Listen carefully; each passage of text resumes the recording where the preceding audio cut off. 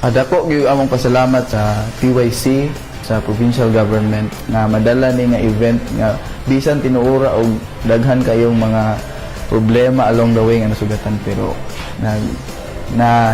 nahinayon og natigayon gyud nga program.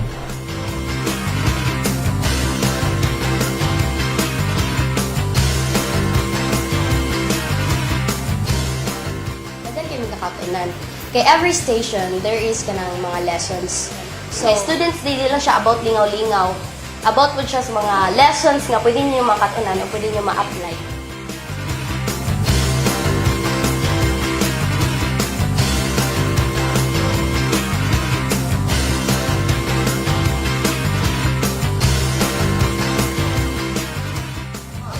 Kay fun kaayo labi na sa pag-approach sa speaker namo na lingaw, then informative kay siya na mas natagaan o light ang responsibilities namo na teenagers.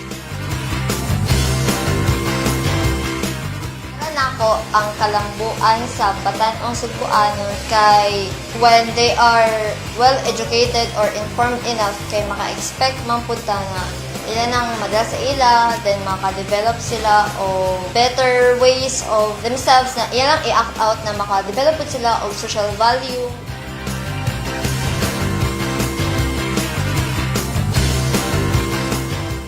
In the future, nakita na ko nga kabatanunan sa Argao. Dili lang sila intelihente, kung dili empowered pud sila o naslay pagpakabana, dili lang sa ilang kaugalingon. Apil na po ang kinatibuk-an, ganabang na sila'y sense of citizenship.